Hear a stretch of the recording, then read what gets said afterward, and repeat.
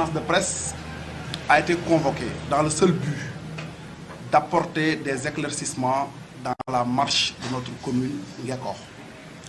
Comme vous le savez, depuis 2014, la gestion de la commune de Ngekokh est marquée par une série de scandales qui ont fini par installer la collectivité territoriale dans une zone de turbulence avec des conséquences désastreuses.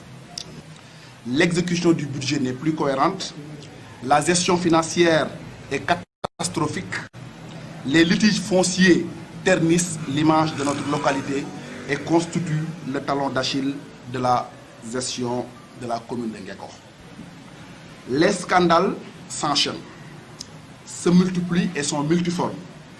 L'actuel marché de Diamaguène, la construction de l'abattoir communal, les spéculations foncières sur le corridor de l'autoroute à péage et celles relevant du périmètre communal, la question de l'eau. Autant de questions qui constituent des scandales. Je vais commencer d'abord par le problème ou bien le scandale qu'on appelle le scandale du marché de Diamaguène. Je dois rappeler au préalable que ce marché-là existait sous l'ère de l'ancienne équipe municipale dirigée par notre père Abou Ndiaye et qui avait senti la nécessité de construire un marché de proximité pour permettre premièrement de décongestionner le marché central, mais aussi permettre à nos populations d'avoir des points de commerce plus accessibles. Et par la grâce de Dieu, dans le cadre des dépenses d'investissement du Fonds d'équipement des collectivités territoriales 2020, la commune de Ngekokh a prévu de construire des édicules publics au marché de Diamaguène à Ngekokh. Mais imaginez-vous, dans la prévision budgétaire de ce fonds de concours-là, ils ont prévu de construire des édicules publics à 6 millions de francs CFA. Je me dis comment une mairie sérieuse, comment un maire sérieux peut-il construire des édicules, c'est-à-dire des toilettes publiques à hauteur de 6 500 000 francs. Et cela est indescriptible à la limite. Ça nous met mal à l'aise. Puisque le maire ne doit pas administrer la ville de Ngekokh sous ses humeurs ou bien sous ses passions. Il devait laisser tel que l'architecture était constituée. Le premier adjoint s'occupe des marchés et le deuxième adjoint s'occupe de l'état civil. Mais cela n'a pas été le cas. Il n'y a pas de contrat d'engagement. Il n'y a pas de DRP, il n'y a pas de demande de renseignement de prix. Il n'y a pas d'appel d'offres. Donc il a recruté un deuxième adjoint qui s'est basé sur un processus de régularisation des cantines de ce marché-là pour pouvoir les injecter dans les travaux. Et cela, c'est un conflit d'intérêts patent, puisque la somme d'argent qui a été prévue pour réfectionner ce marché-là, ça a été prévu dans le cadre d'un budget, même si cela relève du fonds de concours. Donc le deuxième adjoint n'a pas le droit de s'immiscer dans un domaine de non-habilitation. Donc il a empiété sur le territoire d'autrui. Deuxièmement, si le maire conteste ce que j'avance en termes de propos, il n'a qu'à nous montrer le contrat qui existe entre lui et celui qui construit les édicules du marché de Diamaguène. Il n'a qu'à publier le procès-verbal d'attribution du marché s'il existe. Et je ne pense pas qu'il n'y en a pas. Et sur les terres qu'il a attribuées au boucher pour cette construction d'une nouvelle abattoir, nous voudrions avoir le procès-verbal d'attribution des terres s'il y en a. Il n'y a pas eu de délibération de ces terres-là. Donc il les a affectées gracieusement et dans des conditions nébuleuses et opaques. Et nous voudrions véritablement, conformément au code des collectivités territoriales, que le maire affiche publiquement, comme la loi le lui impose, le procès-verbal d'attribution des terres et le numéro de la délibération y afférent. La construction d'un nouvel abattoir intervient après que l'AGEROUTE, dans son projet de construction et d'exploitation autoroutière, ait noté la nécessité de faire passer son corridor sur une partie de l'emprise de l'ancien abattoir. Un dédommagement a eu lieu pour le compte de la commune de Ngekokh.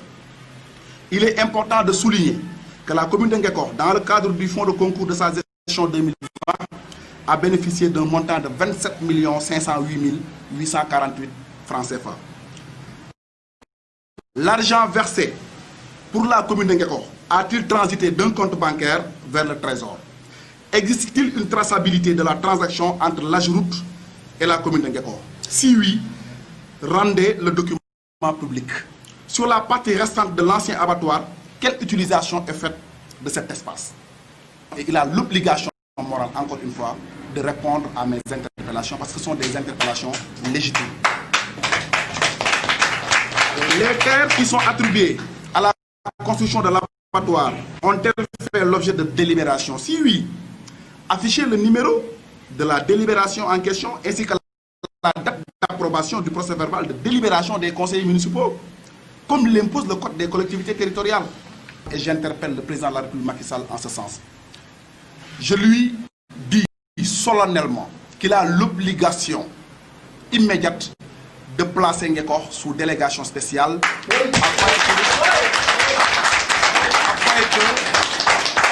afin que ces dérives-là s'estompent, s'arrêtent et que les corps de contrôle de l'État s'occupent de ces dossiers pour tirer tous les litiges actuellement qui sont en cours au clair. Sinon, nous risquons d'avoir un Ndingler bis. Ce qui est en train de se passer à Ndingler, c'est exactement ce qui est en train de se passer à Ngeko. Tout à fait.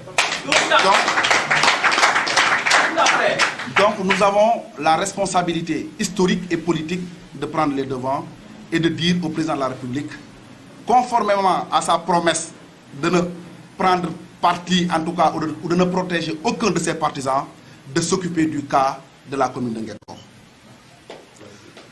Donc, ça, c'est le deuxième point concernant l'abattoir communal. Je vais terminer par le troisième point, qui me semble extrêmement important, parce que ça concerne les litiges fonciers qui existent à Ngeko. Que si nous ne prenons pas au sérieux ce problème-là, on risque d'avoir encore une fois un Ndingler bis à Ngeko, parce qu'il y a des gens qui se menacent mutuellement, il y a de l'électricité dans l'air et il y a une tension ambiante dans nos rapports quotidiens. Et cette situation-là doit être prise très au sérieux par le président de la République Macky Sall. Lorsque l'AGEROUTE a voulu implanter son tracé linéaire et y a balisé 100 mètres de part et d'autre sur l'axe qu'il avait pris, tous les propriétaires de terres relevant du domaine national ont été dédommagés selon les conditions fixées par la loi. Mais le constat unanime que toute la population a fait est qu'il y a des assiettes de terre restantes qui font l'objet de bradage et de spoliation. Et il ressort des investigations que des pontes de la République ont bénéficié de ces lopins de terre. Au moment où je vous parle, 2 ministres de la République du président Macky Sall sont cités dans ce scandale. Ils disposeraient de terre, des hectares de terre, sans délibération du conseil municipal de Ngeko, sans fondement légal ni légitime. C'est parce que s'ils arrivent à avoir ça, c'est parce qu'ils sont proches du maire.